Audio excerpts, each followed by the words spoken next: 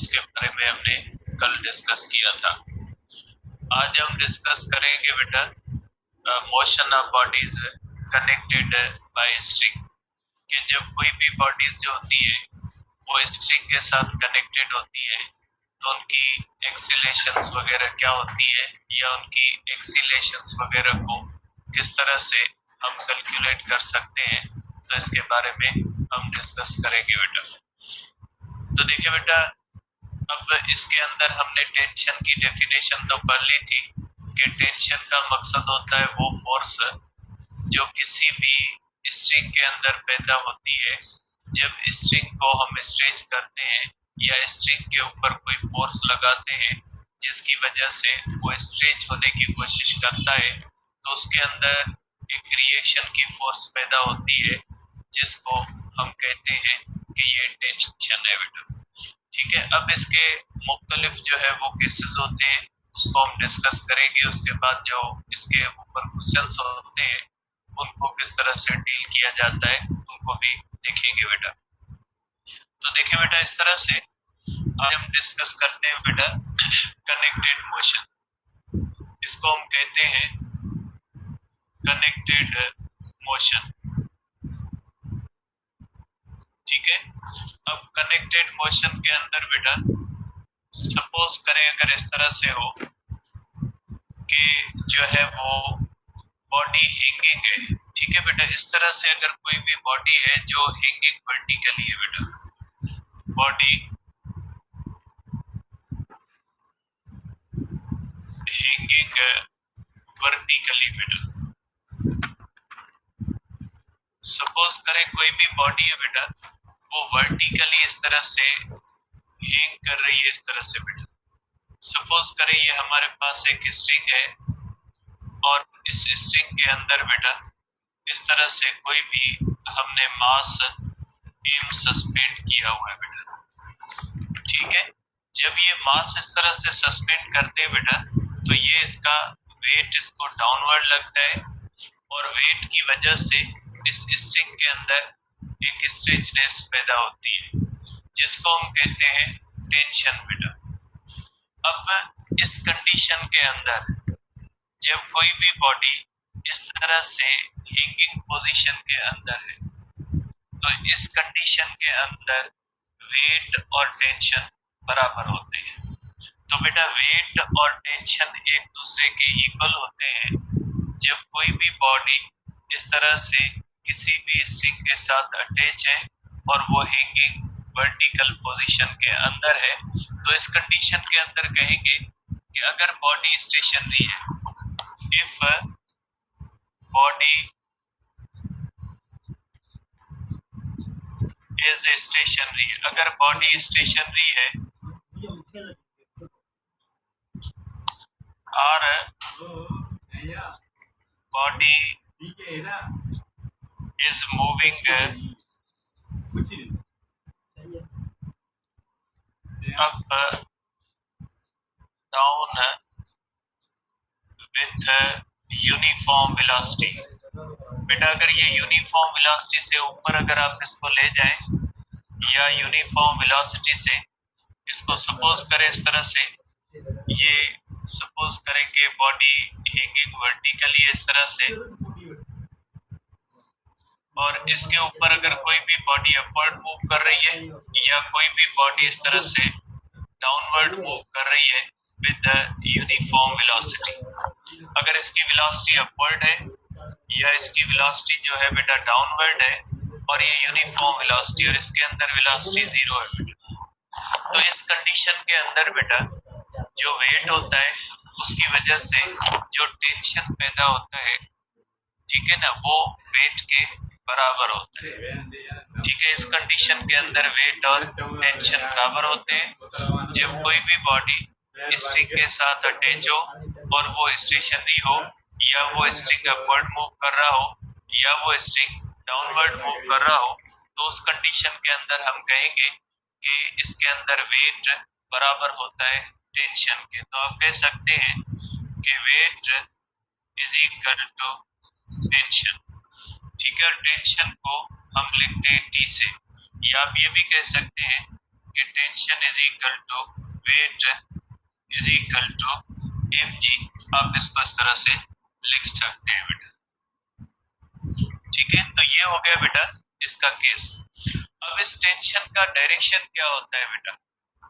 देखिए बेटा, टेंशन का कोई फिक्स डायरेक्शन हम नहीं कर सकते कि आप ये नहीं कह सकते कि ये टेंशन का डायरेक्शन अपवर्ड है या टेंशन का डायरेक्शन डाउनवर्ड है। टेंशन का डायरेक्शन डिपेंड करता है उस पॉइंट पे, जिस पॉइंट पे आप उसको चेक कर रहे हो, कि आप किस पॉइंट पे इसको चेक कर रहे हो। तो ये पॉइंट पे डिपेंड करता है कि डायरेक्शन ऑफ टेंशन जो होता है वो डिपेंड करता है, पॉइंट टू पॉइंट चेंज होता है। देखिए बेटा, अगर आप अपने दोनों हाथों के अंदर कोई धागा लेके या रस्सी लेके इस तरह से खींचेंगे बेटा, जब आप इस तरह से खींचोगे तो इस फिंगर के ऊपर फोर्स आपको इस तरफ लगेगी और इस फिंगर के ऊपर फोर्स इस तरफ लगेगी। तो बेटा इस पॉइंट पे टेंशन का डायरेक्शन ये होगा और इस हाथ पे टेंशन का डायरेक्शन ये होगा। आप इसको इस तरह से देख सकते हैं बेटा, कि आप देख सकते हैं बेटा ये वेट है, ये वेट जब इस मास को नीचे पुल करेगा तो अगर हम देखेंगे बेटा कि ये यहाँ पे अगर देखेंगे तो इसको नीचे फोर्स लग रही होगी टेंशन की, और यहाँ पे अगर हम देखेंगे तो इसको क्या लग रही होगी, ऊपर लग रही होगी। तो इस कंडीशन के अंदर आप कहोगे कि इस स्ट्रिंग के अंदर टेंशन का डायरेक्शन जो होता है वो किस पे डिपेंड करता है बेटा? वो डिपेंड करता है उस पॉइंट पे जिस पॉइंट पे हम इसको चेक कर रहे हैं। इस स्ट्रिंग के अंदर हर पॉइंट पे टेंशन का मैग्नीट्यूड जो होता है वो सेम होता है, लेकिन जो टेंशन का डायरेक्शन होता है वो हर पॉइंट पे डिफरेंट होता है। तो आप लिख सकते हैं बेटा कि मैग्नीट्यूड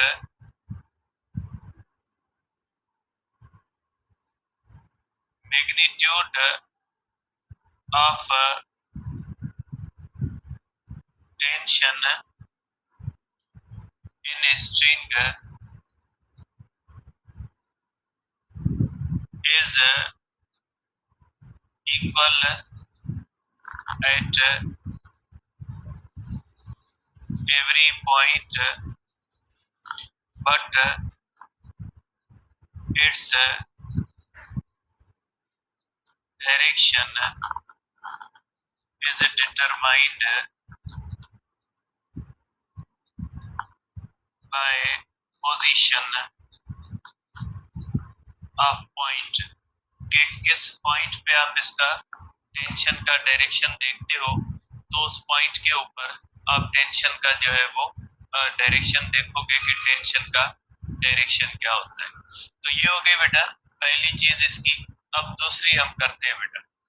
अब दूसरा टेंशन का केस ये होता है बेटा कि बॉडीज कनेक्टेड, ठीक है, बॉडीज connected by string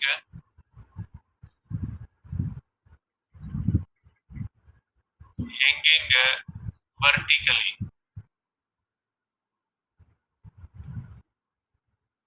बेटा इस तरह से अगर कोई भी दो बॉडीज हैं वो इस तरह से स्ट्रिंग के साथ कनेक्टेड होते हैं, और अगर वो दोनों या तीन हो या चार हो, कितनी भी हो, अगर वो वर्टिकली हैंगिंग कर रही है। अब इसके अंदर ये जो केस होता है वो इस तरह से पुली वाला केस होता है कि अगर हम इस तरह से देखें कि पुली है, उस पुली के ऊपर से हम स्ट्रिंग जो होता है वो पास करवाते हैं और उसके अंदर बॉडीज को वर्टिकली हैंगिंग करने की जो है वो पोजीशन में हम छोड़ते हैं। तो उसके अंदर क्या होता है बेटा? तो आप इसको इस तरह से देख सकते हैं बेटा कि सपोज करें बेटा कि हमारे पास इस तरह से एक पुली है बेटा, इस तरह से हमारे पास बेटा एक इस तरह से पुली होती है, ठीक है बेटा, एक इस तरह से पुली होती है और उससे एक स्ट्रिंग इस तरह से पास हो रहा है बेटा। अब इसके अंदर हम दो मासेस कनेक्ट करते हैं बेटा। इस तरह से सपोज करें कि हम दो मासेस इस तरह से इसके साथ कनेक्ट करते हैं बेटा। अब इसकी बेटा एक तो अजम्पशंस होती है। एक अजम्पशन ये होती है कि ये पुली जो होती है ये वेटलेस है और फ्रिक्शनलेस होनी चाहिए। इसके अंदर आप कह सकते हैं कि ये जो पुली होती है बेटा इज वेटलेस और फ्रिक्शनलेस है बेटा। वेटलेस एंड फ्रिक्शनलेस है बेटा। ये पुली वेटलेस भी है और फ्रिक्शनलेस भी है। और दूसरी बात बेटा कि इसके अंदर एक मास m1 होता है और दूसरा मास m2 होता है। अब किस मास को m1 कहा जाता है और किस मास को m2 कहा जाता है? तो बेटा इसके अंदर याद रखिएगा कि जो हेवी मास होता है वो m1 कहलाएगा और जो लाइट ऑब्जेक्ट होता है जिसका मास कम होता है उसको हम m2 कहते हैं। तो आप इसके अंदर कह सकते हैं बेटा कि m1 जो होगा हेवी मास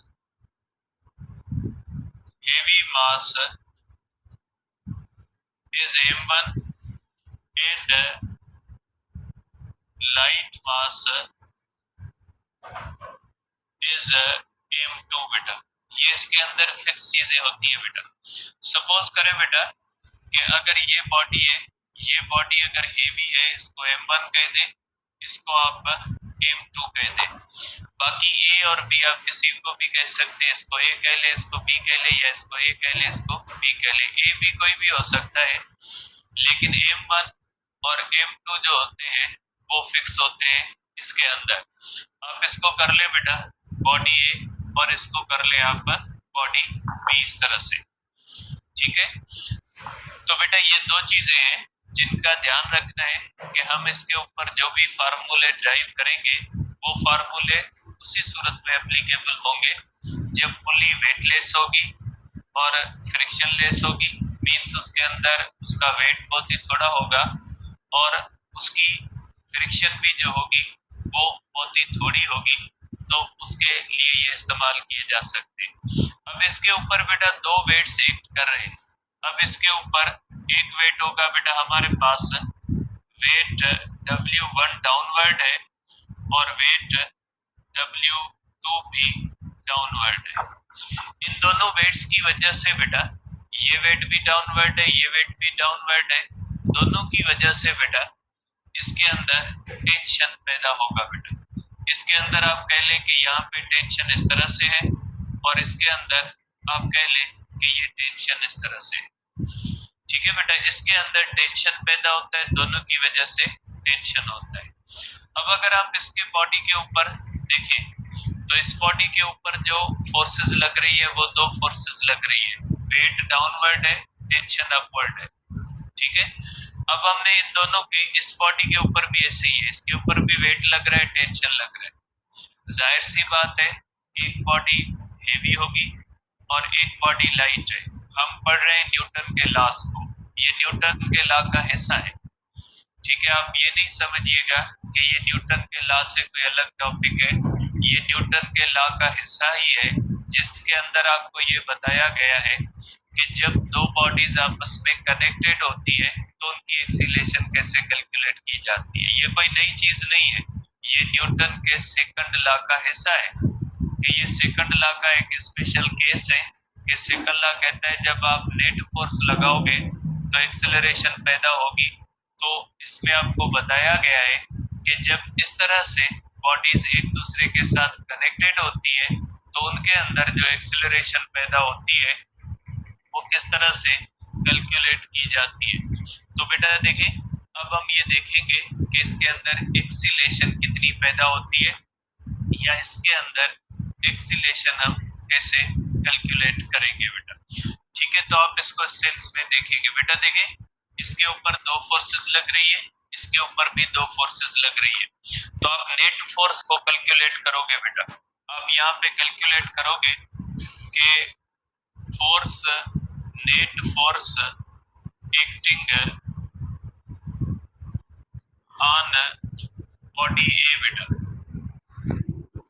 बॉडी ए के ऊपर नेट फोर्स कितनी एक्ट कर रही है बेटा? जाहिर सी बात है बेटा, ये जो है ये बड़ा मास है तो ये नीचे एक्सीलेट करेगा, और ये छोटा मास है तो ऊपर एक्सीलेट करेगा।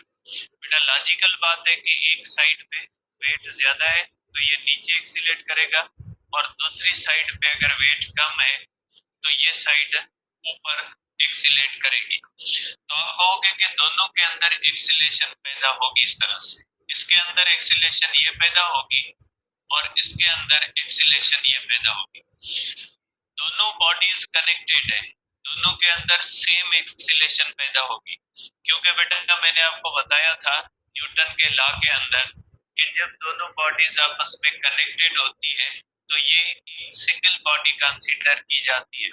तो नेट फोर्स हो जाएगी बेटा इसके अंदर, नेट फोर्स हो जाएगी is equal to weight minus tension. बेटा मैं इसको लंबा नहीं कर रहा इक्वेशंस को, वेट बड़ा है टेंशन छोटा है, तो जाहिर सी बात है अगर ये नीचे एक्सीलेट करता है, नीचे एक्सीलेट करेगा मींस नेट फोर्स नीचे की तरफ है, नीचे की तरफ बड़ी फोर्स है और ऊपर की तरफ छोटी फोर्स है, मींस वेट बड़ा है और टेंशन क्या है बेटा छोटा है। तो आप इसको कर सकते हैं बेटा m1g माइनस टेंशन, तो ये हो गया बेटा आपके पास नेट फोर्स जो होती है बेटा वो हो जाएगी m1a is equal to m1g minus tension.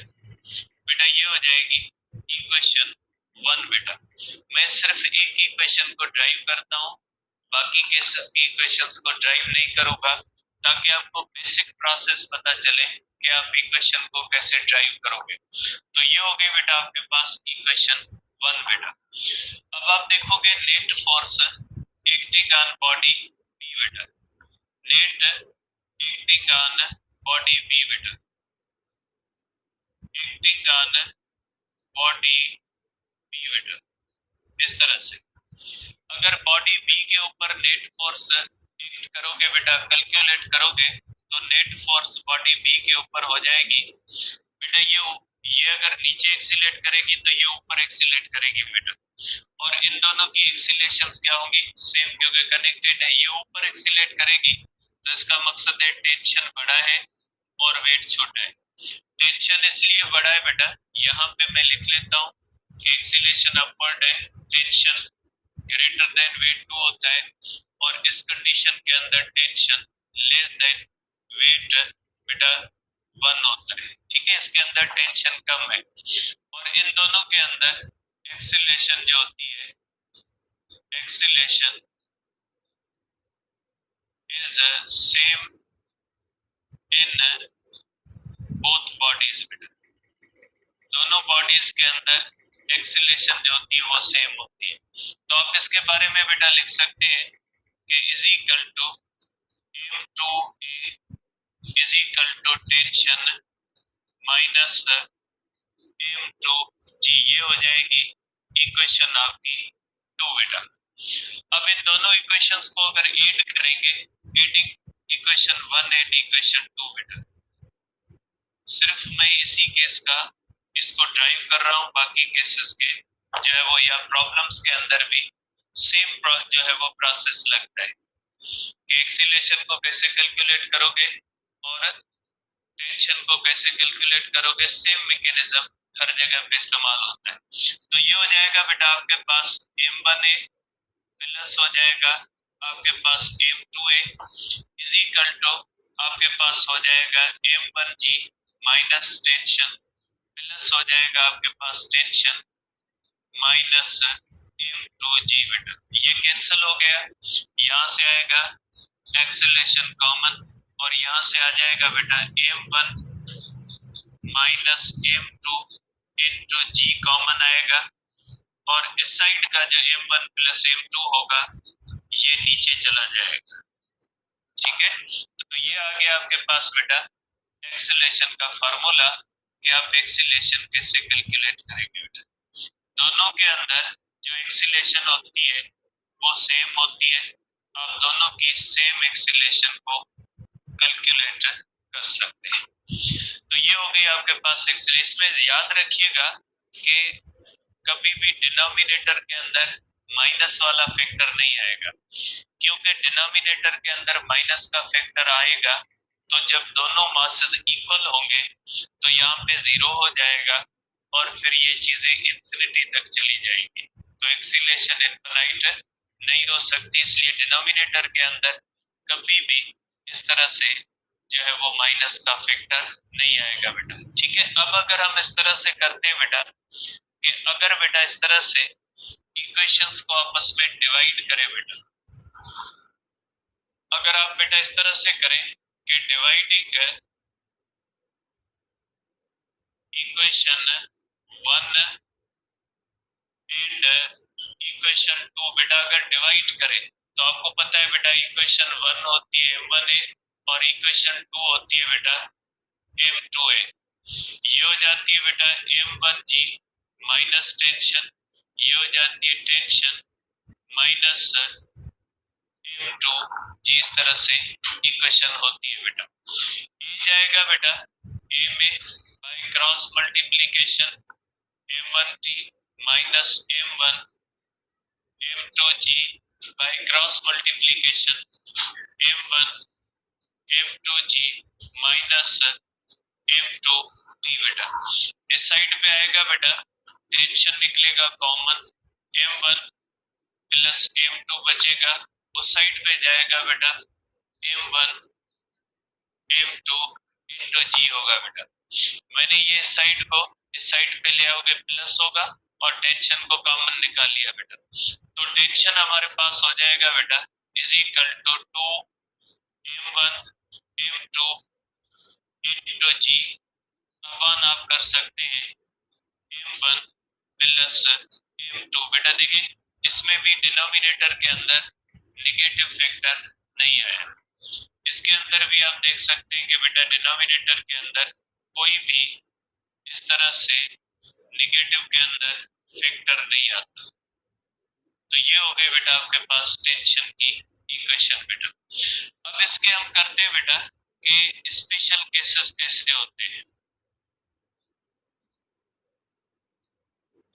देखिए बेटा पहला स्पेशल केस है कि अगर दोनों मासेस एक दूसरे के बराबर होते हैं बेटा, कि अगर इस तरह से बेटा पुली के ऊपर दोनों मासेस जब पास करें तो दोनों मासेस m1 और m2 अगर इक्वल हो बेटा, अगर दोनों मासेस इक्वल होंगे जाहिर सी बात है एक्सीलरेशन क्या हो जाएगी बेटा, एक्सीलरेशन जीरो हो जाएगी, क्योंकि दोनों बॉडीज जब इक्वल होती है तो एक्सीलरेशन बेटा जीरो होगी। ये एक्सीलरेशन का फार्मूला है बेटा, ये एक्सीलरेशन का फार्मूला है। इसके अंदर अगर इसकी वैल्यूज को पुट करें बेटा तो इसकी वैल्यूज को पुट कर लें यहाँ पे कि एक्सीलरेशन हो जाएगी is equal to m minus m into g upon m plus m is equal to zero हो जाएगा बेटा। और अगर टेंशन आप कैलकुलेट करोगे तो टेंशन हो जाएगा बेटा 2 m स्क्वायर जी अपॉन हो जाएगा 2 m बेटा, m प्लस m हो जाएगा बेटा। ठीक है 2m हो जाएगा, 2 गया 2 में, एक गया इसमें, इज इक्वल टू बेटा mg। ठीक है, तो आप इस तरह से कह सकते हैं tension is equal to mg। m means weight of either body, क्या आप इस तरह से कह सकते हैं कि tension is equal to weight of either body बेटा, किसी भी एक बॉडी के वेट के बराबर होगा। ठीक है, दोनों के बराबर नहीं होगा, टेंशन जो होगा वो किसी भी एक बॉडी के वेट के बराबर होगा। ठीक है, तो आप इसको इस सेंस में देख सकते हैं।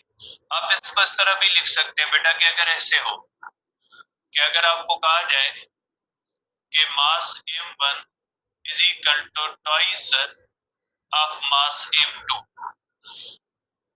ठीक है बेटा, तो अगर ये कहा जाए कि जो बॉडी m1 है इसका मास जो होता है बेटा ये बॉडी 2 से ट्वाइस है, तो इसके अंदर क्या होगा बेटा, इसका एक सोल्यूशन ये होगा बेटा, इसके दो सॉल्यूशंस होते हैं। दो तरह से आप इसके जवाब लिख सकते हैं। इसके अंदर आप एक्सीलेशन इस तरह से ले सकते हैं, बेटा इज इक्वल टू m1 की जगह पे आप 2m लिख दें बेटा। आप इस तरह से लिख दें 2m2 माइनस m2, मीन्स आपने किसकी वैल्यू को रिप्लेस किया है, m1 की वैल्यू को रिप्लेस किया है। मैं यहाँ पे लिख देता हूँ रिप्लेस m1 बाय m2। बेटा मैंने m1 की जगह पे m2 लिख दिया, अपान हो जाएगा बेटा m1 प्लस m2। बेटा m1 की जगह पे 2m2 प्लस m2 इंटू हो जाएगा जी। बेटा आप इस तरह से कर सकते हैं।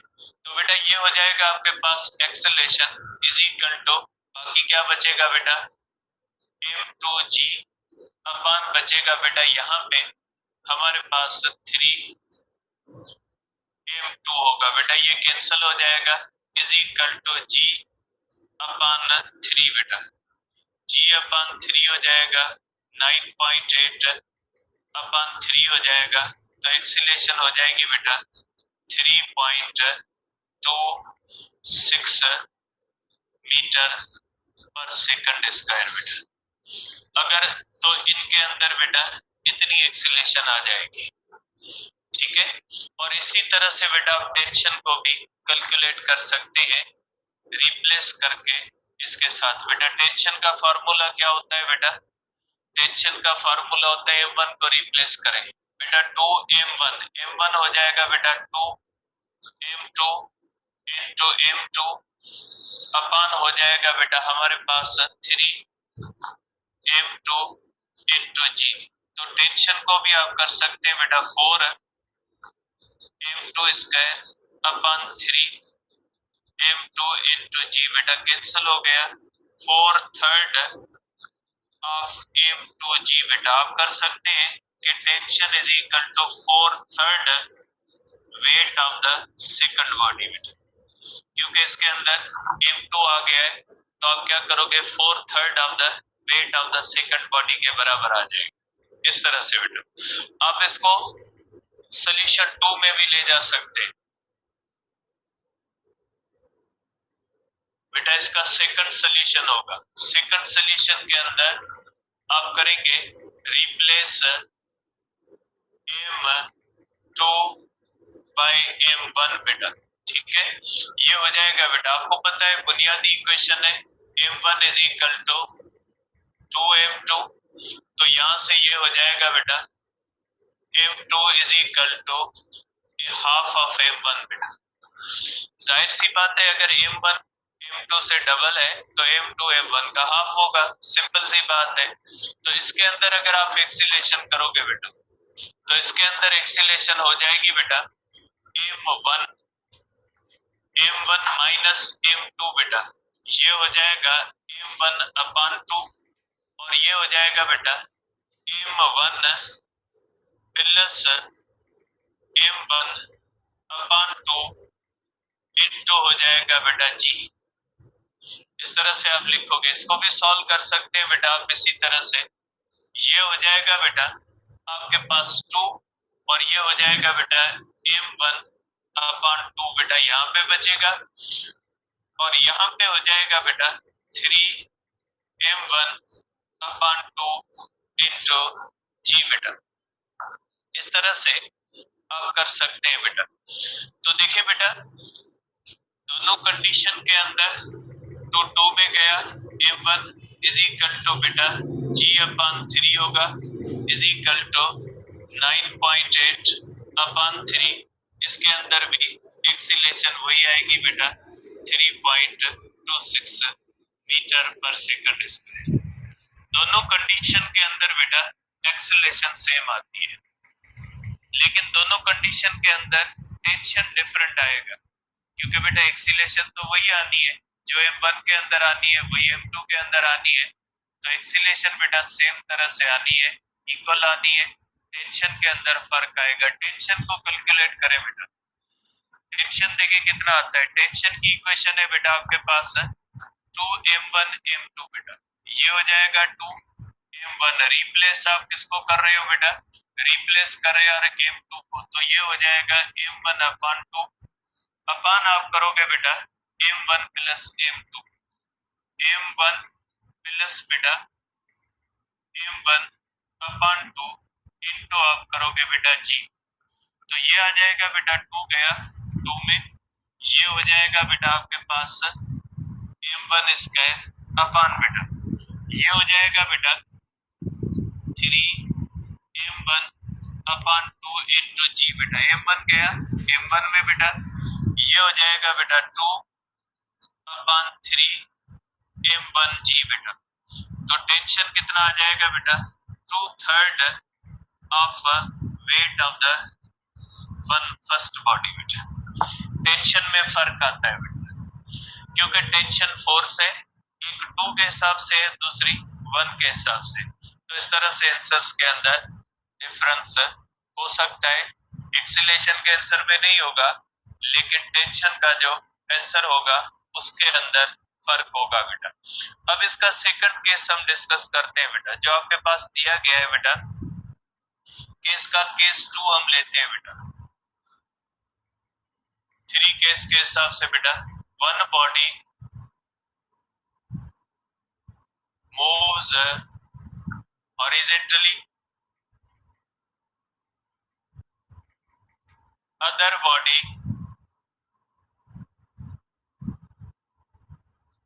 hangs vertically बेटा। अदर बॉडी जो है वो वर्टिकली हैंगिंग पोजीशन के अंदर है बेटा, ठीक है।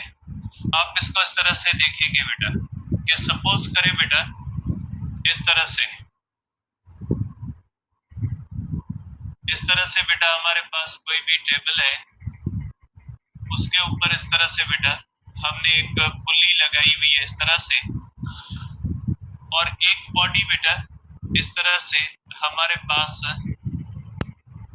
इस टेबल के ऊपर है बेटा, और एक बॉडी इस तरह से बेटा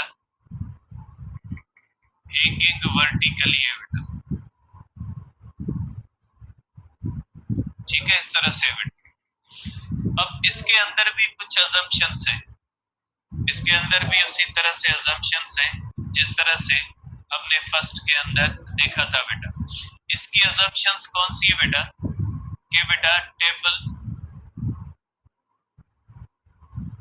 इज फ्रिक्शनलेस बेटा,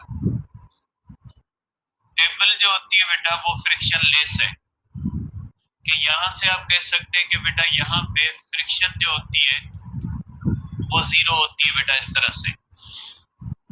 इसको कर ले आप ए बॉडी, इसको कर ले आप बॉडी बी बेटा। अब देखिए बेटा टेबल फ्रिक्शनलेस है इसके अंदर। अब इसके अंदर आप देखें बेटा कि इनके ऊपर फोर्सेस कितनी लग रही है बेटा।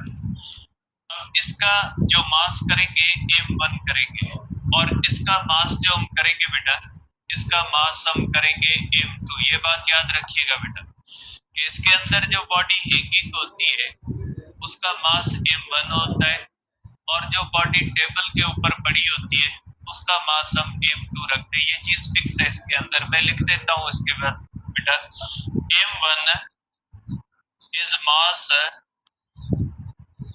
of hanging body and m2 is mass of body placed on table बेटा। जो टेबल के ऊपर बॉडी पड़ी है उसके मास को m2 कहते हैं। इसके ऊपर भी आप फोर्सेस ले ले बेटा, इसके अंदर ये वेट W1 होगा, और यहाँ पे बेटा टेंशन होगा। इसके ऊपर बेटा 3 फोर्सेस लग रही होंगी, वेट W2 होगा, और इसके ऊपर बेटा ये नॉर्मल रिएक्शन होगा, और ये इसके अंदर टेंशन लग रहा है। अब देखिए बेटा इसके ऊपर 3 फोर्सेस लगती है, नॉर्मल रिएक्शन और वेट एक दूसरे को कैंसिल कर देते हैं। इसके ऊपर सिर्फ और सिर्फ अकेली फोर्स लग रही है टेंशन की, नेट फोर्स है टेंशन के बराबर, और इसके ऊपर तो 2 फोर्सेस एक दूसरे से अपोजिट लग रही है, तो बेटा किसी भी कंडीशन के अंदर ये बॉडीज रेस्ट में नहीं रह सकती। आप देख सकते हैं बेटा इस तरह से आप इसकी एक्सीलेशन कैलकुलेट कर सकते हैं बेटा। नेट फोर्स बेटा, net force on body A. बेटा बॉडी ए के ऊपर नेट फोर्स कितनी है बेटा? बॉडी ए के ऊपर नेट फोर्स आप कर सकते हैं बेटा कि फोर्स नेट बेटा is equal to W1 minus tension. ये ऑलवेज डाउनवर्ड ही मूव करेंगी बेटा। मैं यहाँ पे लिख देता हूँ बेटा, if friction is zero then bodies then body A will move downward बेटा।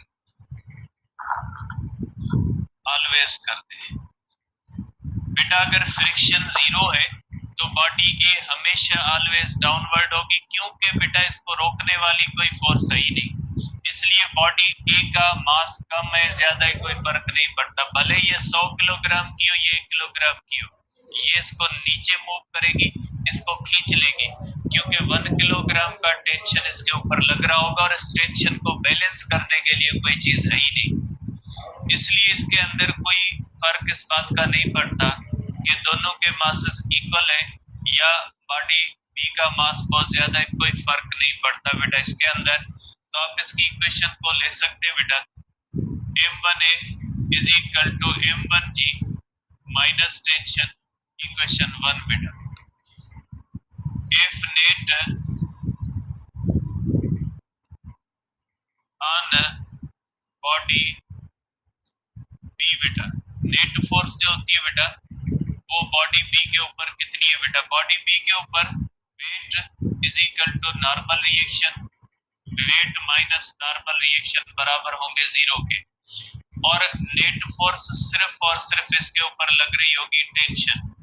आप इसको करोगे m2a is equal to tension equation 2 इस तरह से। अब इन दोनों को उसी तरह से अगर सॉल्व करोगे तो बेटा ये आ जाएगा इसी तरह से, हमारे पास ये इक्वेशन आ जाएगी बेटा कि एडिंग से दोनों को अगर ऐड करेंगे तो हमारे पास एक्सीलेशन की ये इक्वेशन आ जाएगी बेटा। एक्सीलेशन की इक्वेशन आ जाएगी बेटा m1g अपन आप कर सकते हैं बेटा m1 प्लस m2 बेटा, ये आ जाएगी इक्वेशन एक्सीलेशन। उसी तरह से दोनों इक्वेशंस को अगर आप ऐड करोगे, इस इक्वेशन को 1 को सेकंड इक्वेशन के साथ ऐड करोगे बेटा तो आपके पास आंसर आ जाएगा m1g अपन m1 प्लस m2। या आप इसको शॉर्ट फार्मूले में भी लिख सकते हैं कि wait of the first body upon m1 plus m2। बेटा मैंने आपको कहा था ना नेट फोर्स, इसके ऊपर नेट फोर्स जो लग रही है ना वो सिर्फ और सिर्फ वेट 1 की फोर्स लग रही है। तो आप देख सकते हैं बेटा यहाँ पे आ गए ना, फोर्स नेट एक्सीलेशन होती है force net over m1 plus m2।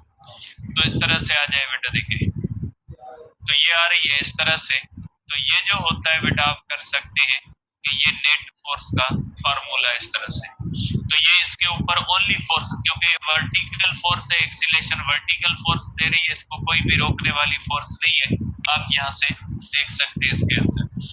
अब अगर आप टेंशन के लिए करोगे बेटा तो टेंशन के लिए इसी एक्सीलेशन की वैल्यू बेटा यहाँ पे पुट कर दे, तो टेंशन हो जाएगा बेटा is equal to m1 m2g अपन हो जाएगा m1 प्लस m2 बेटा। ये आ जाएगा आपके पास फार्मूला टेंशन का। इसी तरह से बेटा आप इसके क्वेश्चन कर सकते हैं जिस तरह से मैंने केस 1 के किए। मैं इसमें सिर्फ एक केस करता हूं बेटा, मैं सिर्फ एक केस करता हूं, बाकी आप कर सकते हैं।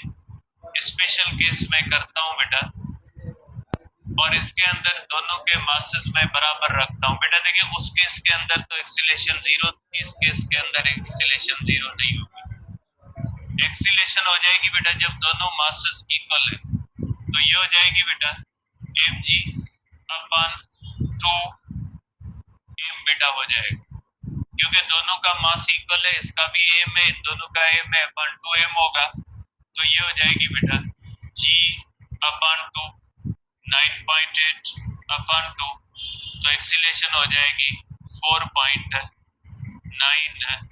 Metre per second square. इस तरह से आप कर सकते हैं acceleration is equal to 4.9 metre per second square हो जाएगी। ये बॉडीज रेस्ट में नहीं रहेंगी अगर इनका मास जो होता है वो इक्वल भी हो जाए, तो भी ये रेस्ट में नहीं रहेंगे। अब बेटा मैंने आपको कहा था न्यूटन का लॉ क्या कहता है बेटा, न्यूटन का लॉ कहता है कि एक्सीलेशन आप किसी भी केस के अंदर बेटा एक्सीलेशन जो होती है वो किसके बराबर होती है बेटा, न्यूटन के लॉ के मुताबिक किसी भी केस के अंदर एक्सीलेशन जो होती है बेटा, एक्सीलेशन होती है फोर्स नेट अपॉन मास बेटा। एक्सीलेशन जो होती है मास टोटल बेटा, मास टोटल बेटा। यहाँ पे कनेक्टेड बॉडीज है बेटा, दो बॉडीज है। आप देखिए बेटा इसके ऊपर बेटा देखिए फोर्स सिर्फ एक ही वेट वाली लग रही है, इस वेट को तो इसने बराबर कर दिया। ये टेंशन कोई एक्सीलेटिंग वाली फोर्स नहीं बेटा, टेंशन रिएक्शन है बेटा, टेंशन रिएक्शन है। टेंशन को आप नेट फोर्स के अंदर इस तरह से नहीं कहोगे कि देखिए यहाँ पे टेंशन भी पैदा हो रहा है वेट से माइनस करे, नहीं ऐसे नहीं करोगे यहाँ पे, क्योंकि यहाँ पे दो वेट एक्ट कर रहे हैं, एक वेट W1 है, वेट 2 है। वेट 2 तो बैलेंस हो गया, ओनली फोर्स एक्ट कौन कर रहा है, ओनली फोर्स एक्ट कर रही W1। तो फार्मूले के अंदर भी क्या आ गया बेटा, फार्मूले के अंदर भी नेट फोर्स W1 और टोटल मास आ गया। ठीक है, फर्स्ट के फार्मूले के अंदर भी आप देख ले बेटा, फर्स्ट का फार्मूला क्या होता है बेटा, देख ले आप, फर्स्ट का फार्मूला एक्सीलेशन का। ठीक है, अब देखिए फर्स्ट के अंदर ये वेट डाउनवर्ड है, ये वेट अपवर्ड है, तो एक फोर्स डाउनवर्ड है, एक फोर्स अपवर्ड है, दोनों फोर्सेस को क्या करेंगे, माइनस करेंगे। तो आप देख ले बेटा यहाँ पे इज इक्वल टू बेटा m1g, m1g क्या हो जाएगा बेटा, weight of the first body बेटा, m1 into g weight of the first body, minus क्या हो जाएगा m2g बेटा, weight of the second body, अपन क्या आ गया, टोटल मास आ गया बेटा। तो ये आप शॉर्ट फार्मूले के तौर पे भी इस्तेमाल कर सकते हैं। ठीक है, क्योंकि बेटा ये वेट डाउनवर्ड है और ये वेट अपवर्ड है, दोनों नेट फोर्स का मकसद क्या होता है कि दोनों फोर्सेस को एक दूसरे के साथ क्या करें, माइनस करें। तो इस फार्मूले के अंदर भी वही किया गया है बेटा, अपॉन टोटल मास। तो आप इसको सिंपली बेटा आप यहाँ पे भी दिखा सकते हैं कि जो फर्स्ट केस है W1 माइनस W2 अपॉन हो जाएगा M1 प्लस M2। वही सेम न्यूटन का लॉ है बेटा, इसके अंदर कोई डिफरेंस नहीं है। अब अगर फ्रिक्शन होगी ना, अगर फ्रिक्शन होती है तो इस तरह से फ्रिक्शन भी इसे करनी पड़ेगी, माइनस करनी पड़ेगी। फ्रिक्शन माइनस करके आप एक्सीलेशन निकाल सकते हैं, लेकिन फ्रिक्शन के केसेस आपके सिलेबस के अंदर नहीं दिए गए। तो ये बेटा स्ट्रिंग के केसेस हैं, इनको आप इस तरह से डील कर सकते हैं। एक्सरसाइज के अंदर बेटा थर्ड चैप्टर के अंदर 3-4 क्वेश्चंस दिए गए हैं, उन तीनों चारों क्वेश्चंस की प्रैक्टिस कीजिएगा। कल मैं उनके बारे में आपको बताऊंगा कि उनको कैसे डिस्कस किया जाता है बेटा। ठीक है, अब 5 मिनट बेटा आपकी ब्रेक है, 9:15 पे इंटरकॉम डिस्कस करते हैं। आज आइसोटोप्स और रेडियो एक्टिविटी के बारे में डिस्कस करते हैं बेटा।